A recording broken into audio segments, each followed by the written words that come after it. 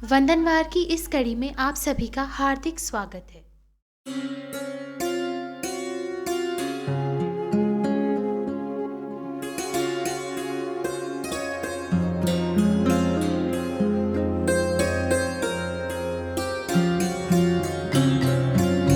आओ करें दिन की शुरुआत, संग करें संगीत की बात। आया है लेकर उपहार वंदनवार, वंदनवार, वंदनवार, वंदनवार।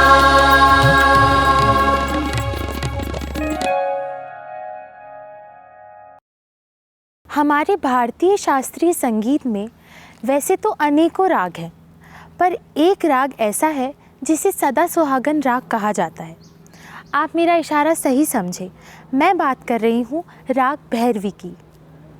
राग भैरवी के बारे में कुछ विशेष जानकारियाँ देने के लिए आज हमारे साथ जुड़े हैं प्रदेश के जाने माने संगीतज्ञ पंडित उल्लास तेलंग जी। तो आइए मिलते हैं उनसे। नमस्कार सर, वंदनवार की इस कड़ी में आपका हार्दिक स्वागत है। तो सबसे पहले हम और हमारे श्रोता आपकी संगीत यात्रा के बारे में जानना चाहेंगे। संगीत की यात्रा तो कभी समाप्त होती नहीं बेटा, कभी नहीं होती। वो तो हमेशा निरंतर चलती रहती है। वैसे जहाँ तक शिक्षा का तालीम का सवाल है, मैंने इंदौर संगीत महाविद्यालय में वहाँ से मैंने डिग्री हासिल की 1961 में। और उस समय खैरागढ़ विश्वविद्यालय नया नया शुरू हुआ था। उसके बाद में मैंने इंदौर में मेरे गुरु हैं भव्यानंद जी भट्ट महाराज, उनसे मैंने जो ख़ानदानी तालीम है वो जो गुरु शिष्य परंपरा में उसमें तालीम पाई मैंने। फिर दिल्ली घराने के कटनी के उस्ताद हिफ्जूर खां हैं, हिफ्जूर कबीर साहब, उनसे मैंने भी काफ़ी संगीत के बारे में सीखा। और ग्वालियर के जो बाला साहब पूछ वाले हैं, मैं उनके भी संपर्क में रहा और उनसे भी मैं सीखता रहा।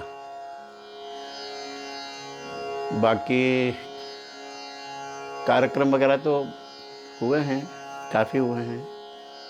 मैंने जितने मेजर मंच हैं भारत के, वहाँ लगभग सभी दूर मैंने गाया है।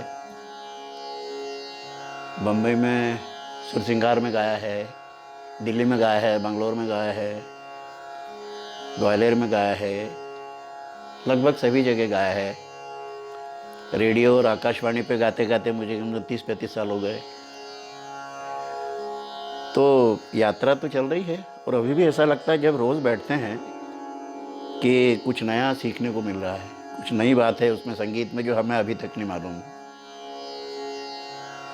तो सर, जैसा कि आज का हमारा विषय राग भैरवी है, तो हम सबको कुछ कुछ बातें तो राग भैरवी के बारे में पता है, पर कुछ ऐसी बातें जो संगीत से जुड़े लोगों को नहीं पता इस राग के बारे में, कुछ ऐसी विशेष बातें जो आप हमारे श्रोताओं को बताना चाहें। ये बातें सर्वज्ञात सर्वमान्य बातें हैं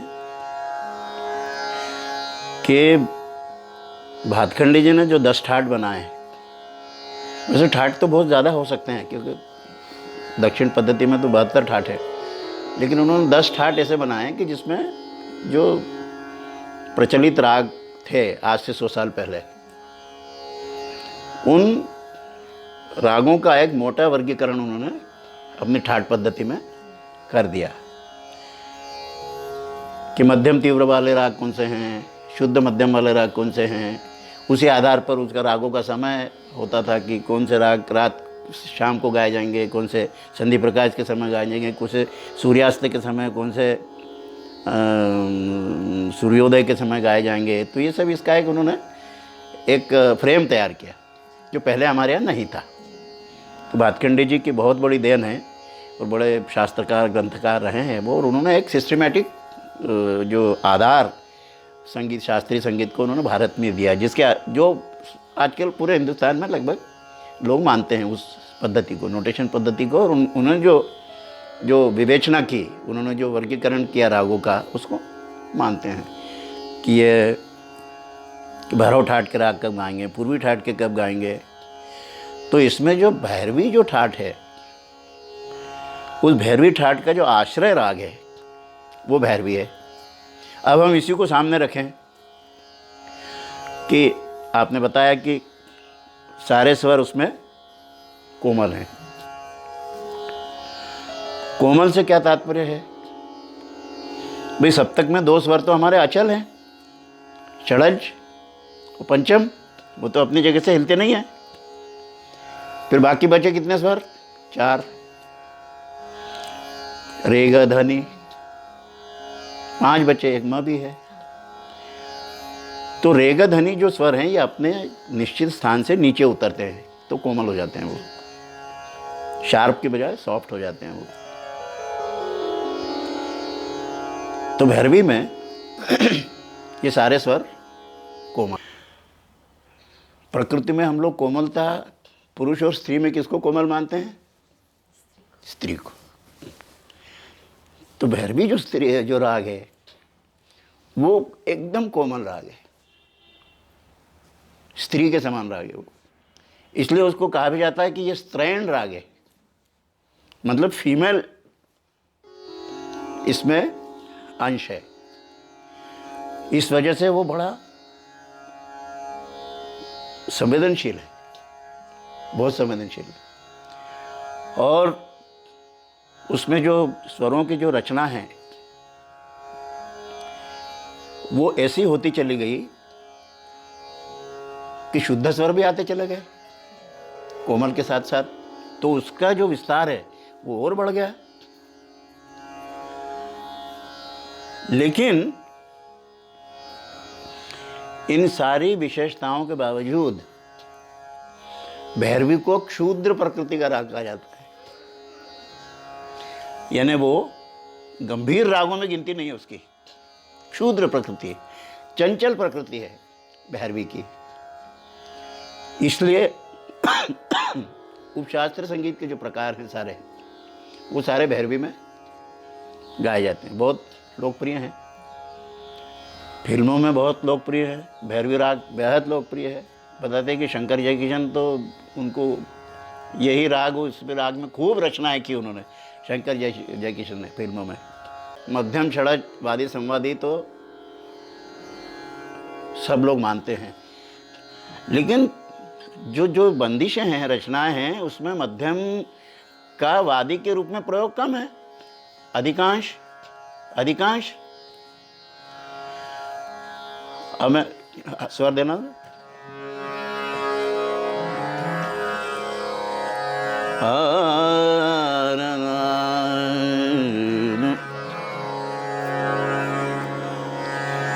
लागा चुनरी में दाग, छुपाऊं कैसे लागा चुनरी में दाग।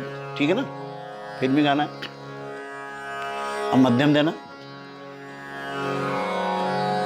रमैया बतावैया, रमैया बतावैया, मैंने दिल तुझको दिया, मैंने दिल तुझको दिया।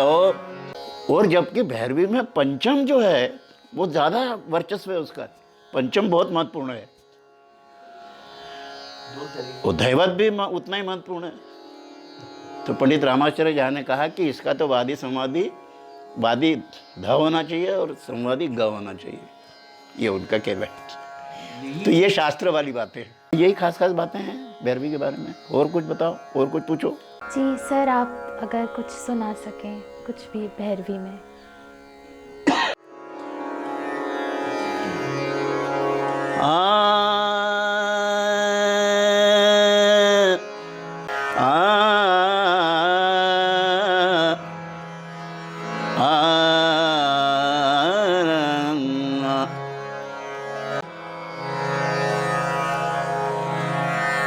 बाबुल मोरा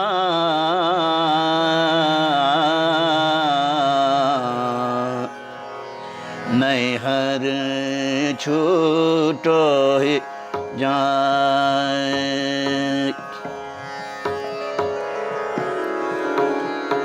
बाबुल मोरा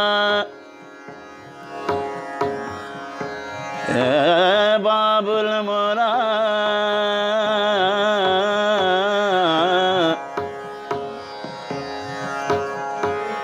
नैहर छूटो ही जाए।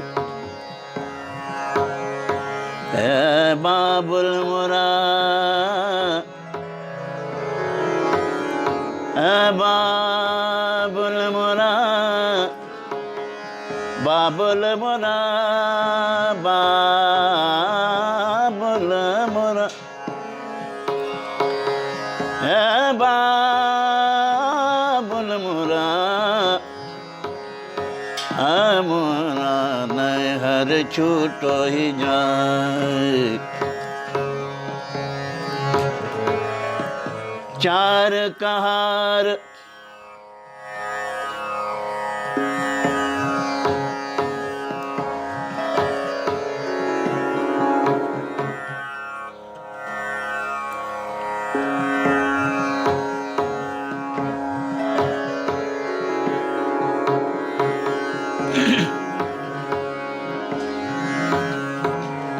बाबुल मोरा मोरा बाबुल मोरा मोरा नैहर छूटो ही जाए। चार कहार मिल मोरे डोलिया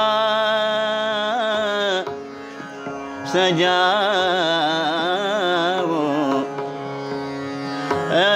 चार कहार चार कहार चार कहार मिल मोरे डोलिया सजाओ।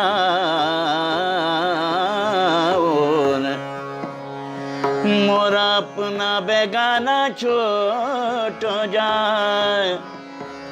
बाबुल मोरा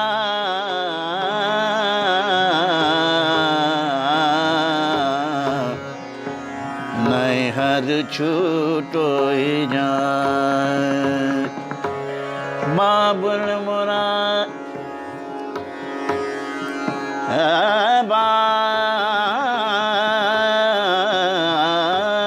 बाबुल मोरा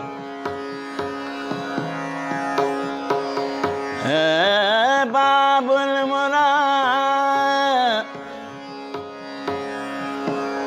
बाबुल मोरा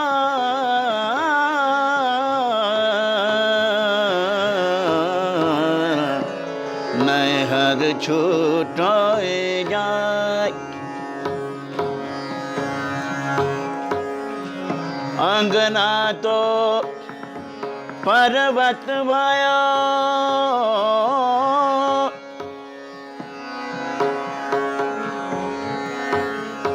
और देरी भई विदेश। अंगना तो पर्वत भयो और देरी भई विदेश। ले बाबुल घर अपना ले बाबुल घर अपना। मैं चले पिया के देश रे। बाबुल मोरा बाबुल मोरा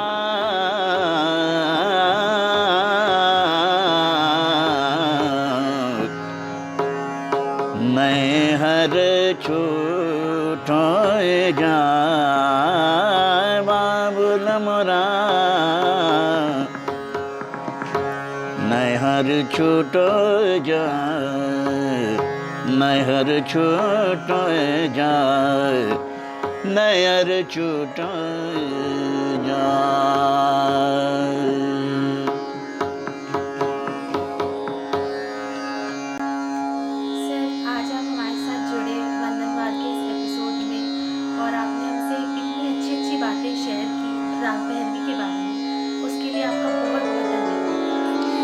मेरा भी धन्यवाद आपको इसलिए कि आपके प्रयास बहुत अच्छे हैं, प्रसन्ना जी के, आप सब बच्चों के, और इससे जो हमारा संगीत प्रेमी वर्ग है, इसमें ये बातें जब जाएंगी तो लोगों में, बच्चों में ख़ास तौर से थोड़ा उत्साह बढ़ेगा और ज़्यादा सीखने की उनकी ललक बढ़ेगी।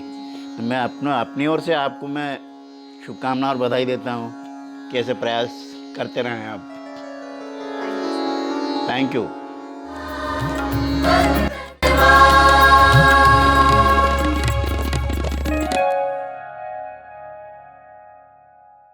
राग भैरवी की रोचक जानकारियों को जानने के बाद आइए हम अब जानते हैं राग भैरवी के हीलिंग एस्पेक्ट्स के बारे में। और इस बारे में अधिक जानकारी के लिए हमारे स्टूडियो में हमारे साथ जुड़े हैं श्री दिलीप मणि जी। नमस्कार सर, वंदनवार के इस एपिसोड में एक बार फिर आपका बहुत बहुत स्वागत है। नमस्कार। तो इस बार एक सवाल हमारे श्रोताओं की तरफ से आपके लिए आया है, और वो ये है कि अगर हमें संगीत में in terms of music therapy पूरी तरह से लाभ उठाना है तो क्या हमें किसी पर्टिकुलर माहौल में उसको सुनना चाहिए? ओके, देखिए, इस चीज को हम समझने की ऐसा कोशिश करें।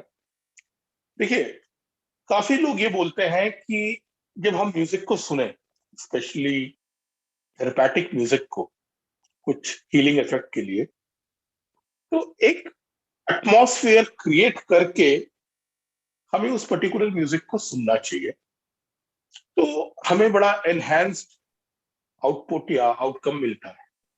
काफी लोग ये चीज मानते हैं, लेकिन मैं इस चीज को नहीं मानता। मैं उसका रीजन बताता हूँ आपको। देखिए, आपका एक लाइफ चलता है, बड़ा एक डे टू डे रूटीन।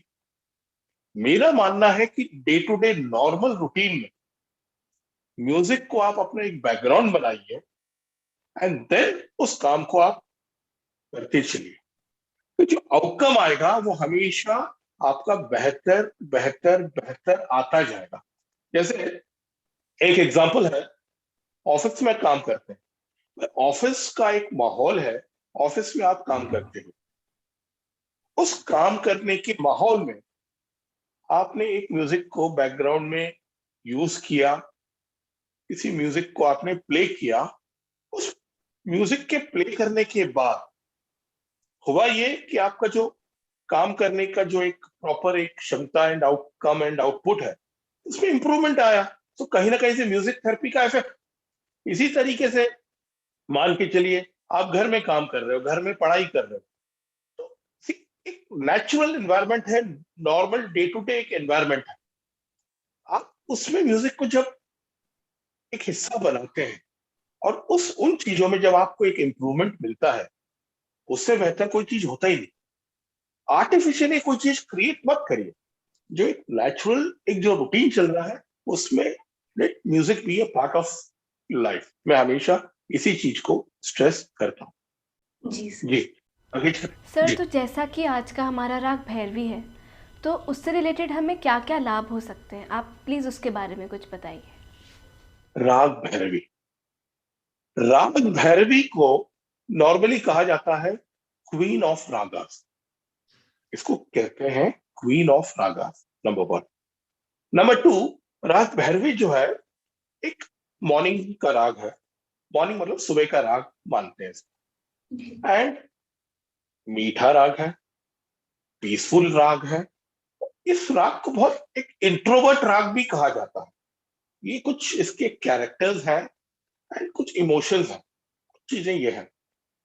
एक और बड़ा इंपॉर्टेंट पॉइंट इस राग में रहता है, जब भी हमारा एक कॉन्सर्ट होता है, म्यूजिक प्रोग्राम होता है या म्यूजिकल प्रेजेंटेशन होता है, नॉर्मली हम राग भैरवी से उसको कंक्लूड करते हैं। ये मतलब एक एक धारणा हमारी बनी हुई है, ये सब चीजें इनसे जुड़ी हुई। इन सब के अलावा अगर कुछ इमोशंस देखें तो राग भैरवी में कहते हैं ना, एक मल्टी इमोशंस जुड़े हुए हैं। रोमांस भी है, एक कहते हैं ना, एक कुछ कर गुजरने की एक कहते हैं ना वो चीज भी है, भक्ति भाव भी है। जो मल्टी इमोशंस इस राग से झलकते हैं, इस राग में महसूस हम करते हैं। ये तो है। इमोशंस हो गया, एक एस्पेक्ट हो गया। अब अगला जो अगर हम ये देखें कि इस राग को क्यों सुने और इससे हमको थेरेपेटिक इफेक्ट या हीलिंग फैक्टर्स क्या हो सकते हैं। राग भैरवी, सबसे पहले इस चीज को सुने। कोल्ड कॉफ, फीवर, गला खराब, ये सब अगर होता है सिम्टम्स, या इससे रिलेटेड कोई प्रॉब्लम होता है, नॉर्मली कोल्ड कॉफ, गला खराब, राग भैरवी को लगातार सुनने से आप इन चीजों से आप उभर जाएंगे। एक और बहुत इंपॉर्टेंट फैक्टर है दांत दुखना, टूथ पेन जिसको हम बोलते हैं। दांत अगर आपको दुख रहा है, आप राग भैरवी को आप सुनिए, आधे घंटे में दांत दर्द गायब हो जाएगा। कोविड के पोस्ट कोविड का जो एक माहौल रहता है, जहां आपको बॉडी में बड़ा एक इतना कॉफ रहता है, अंदर कफ बना रहता है, हेडेक रहता है, इसमें राग भैरवी आपको रिकवर होने में बहुत हेल्प करता है, बहुत हेल्प करता है। ये सब इसके हीलिंग फैक्टर्स हैं। ड्यूरिंग जो फर्स्ट फेज और सेकेंड फेज का जब कोविड आया था, उस टाइम पे मैंने बहुत रिसर्च किया था राग भैरवी को लेकर। राग Bhairavi specially Covid recovery time पे और कोविड से रिकवरी होने में बहुत हेल्प करता है। डे टू डे जो कोल्ड कॉफ, हेडेक, ये सब जो गला खराब, दांत दुखना, ये सब में राग भैरवी बहुत हेल्प करता है। इसके अलावा मैं आज एक बहुत इंपॉर्टेंट फैक्टर आप लोगों के साथ शेयर करूंगा। कहा यह जाता है म्यूजिक जो है, music is the medicine of brain. मतलब इसको अगर मैं हिंदी में समझाऊं तो संगीत को हमारे दिमाग के मेडिसिन के हिसाब से उसको कोरिलेट करते हैं। क्यों? रीजन ये है कि हमारा जो ब्रेन है, हमारा जो दिमाग है, वो हमारे हर चीज को कंट्रोल करता है। फिजियोलॉजिकल हो या इंटरनल हो, एक्सटर्नल हो, हमारा जो एक पूरा जो बॉडी का जो मैकेनिज्म है, थिंकिंग एस्पेक्ट हो या इंटरनल एस्पेक्ट हो, हर चीज को जो चीज कंट्रोल करता है वो हमारा ब्रेन, हमारा जो माइंड है, हमारा जो माइंड है, ब्रेन है, ये हमारा हर चीज को कंट्रोल करता है। अगर हमारा माइंड, हमारा ब्रेन काम है, रिलैक्स्ड है, तो हर चीज एक कंट्रोल्ड मोड में है। ये एक हर रिसर्च में ये देखा गया, नंबर 1। नंबर 2, जब जब म्यूजिक को हम इंड्यूस करते हैं या जब जब हम म्यूजिक को ब्रेन को सुनाते हैं, तब तब ये देखा गया है कि ब्रेन इतना स्टेप बाय स्टेप रिलैक्स होता है, step by step calm down होता है। और जैसे जैसे जैसे जैसे ब्रेन रिलैक्स होता है, हर एस्पेक्ट में इंप्रूवमेंट मिलता है। भले वो स्लीप हो, भले वो डाइजेशन हो, भले वो फोकस हो, आप कोई भी एस्पेक्ट ले लो, हर चीज में स्टेप बाय स्टेप इंप्रूवमेंट हम देखते हैं। तो the important factor that is कि ब्रेन को काम रखना है, ब्रेन को हमेशा काम एंड पीसफुल रखना है। ब्रेन को काम एंड पीसफुल रखने के लिए म्यूजिक बहुत हेल्प करता है, और म्यूजिक के थ्रू हम ब्रेन को काम रखें, और ब्रेन जितना काम रहेगा, जितना पीसफुल रहेगा, हमारा जो है जितने भी बॉडी रिलेटेड एक्टिविटीज है, इंटरनल एक्सटर्नल, वो सब कितना स्टेप बाय स्टेप हर चीज बिल्कुल प्रॉपरली चलती रहे, कोई उसमें अप डाउन या कोई इश्यूज या प्रॉब्लम्स नहीं क्रिएट हो। ठीक, और इस तरीके से आज हमने राग भैरवी को समझने की कोशिश की है। आगे हम और किसी ना किसी राग के बारे में और समझेंगे। आप लोगों के पास कोई और किसी राग के बारे में कुछ चीज समझना हो, या थेरेपेटिक म्यूजिक या म्यूजिक थेरेपी के बारे में कोई समझना हो, या आपके पास कोई प्रॉब्लम या इश्यू हो जिसको हम म्यूजिक से हेल्प करने की कोशिश कर सकते हैं, बिल्कुल अपना फीडबैक दीजिए, अपना रिव्यू दीजिए। मैं हूं आपको हमेशा हेल्प करने के लिए, गाइड करने के लिए थैंक यू सो मच। नमस्कार सर, आपका बहुत बहुत शुक्रिया हमारे लिए एक बार फिर अपना बहुमूल्य समय निकालने के लिए। Thank you.